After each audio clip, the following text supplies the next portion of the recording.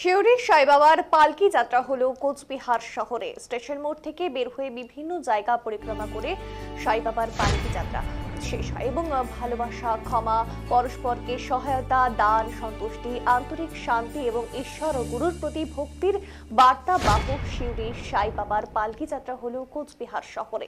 বুধবার ভোর থেকেই কোচবিহার স্টেশন চৌপতি সংলগ্ন এলাকায় স্থায়ী মন্দিরে শুরু হয় শিউরি সাই বাবার 12তম বাৎসরিক পুজো। এদিন ভোর 5টা নাগাদ শুরু হয় শিউরি সাই বাবার পুজো। এরপর কোচবিহার শহরের শিউরি সাই বাবাকে নিয়ে হয় পালকি যাত্রা। শহরের বিভিন্ন গুরুত্বপূর্ণ রাস্তা পরিক্রমা করে এই পালকি যাত্রা এসে আবার কিন্তু সেই মন্দিরে শেষ হয়। আর এদিন যাত্রার পর শিউরি সাই বাবার মন্দিরে হোম যজ্ঞ হলো, সেই ছবি কিন্তু আপনারা দেখেছেন, এবং তারপর আরতি হবে, প্রসাদ বিতরণ। আর এই অনুষ্ঠানের পাশাপাশি ভজনের অনুষ্ঠানও কিন্তু রয়েছে সন্ধ্যেবেলা। जय जय साई राम साई राम साई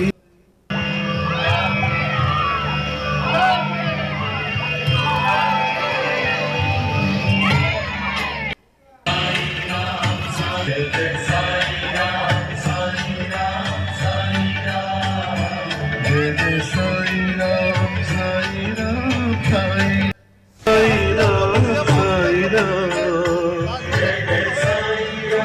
साई राम साई राम আজকে বিশেষ কি থাকছে? আজকে তো সারাদিন পাওয়ার পুজো হবে, যজ্ঞ হবে, তারপর সন্ধ্যায় আরতির পর প্রসাদ বিতরণ হবে। আমরা এবছর প্রথম দেখেছি ক্যান্সার আক্রান্ত রোগীদের আর্থিক সহায়তা প্রদান করা হবে। আমাদের যিনি এই উদ্যোক্তা অভিজিতের ভূমিকা আমাদের সাই বাবার কাছে তার উদ্যোগে এবার আমরা 25 জন ক্যান্সার আক্রান্ত রোগীকে আর্থিক সহায়তা প্রদান করব। সাই বাবার 12তম বর্ষ পদার্পণ আপনারা জানেন, চৌপতিস্থিত শিরডি সাই মন্দিরে আজ 12তম পূজাকে ঘিরে গতকাল তার শুভ উদ্বোধন হয়েছে। এই পুজোর পৃষ্ঠপোষক শ্রী অভিজিতের ভূমি, তারই উদ্যোগে পুরোটাই কিন্তু হয়। আজকে প্রভাত ফেরি চলছে, সকাল থেকে আরতি, সন্ধ্যায় প্রসাদ বিতরণ, সাংস্কৃতিক অনুষ্ঠান রয়েছে। এবং বিশেষ করে যারা ক্যান্সার নামক দুরারোগ্য ব্যাধিতে যারা আক্রান্ত তাদের কাছে আমরা পৌঁছেছি।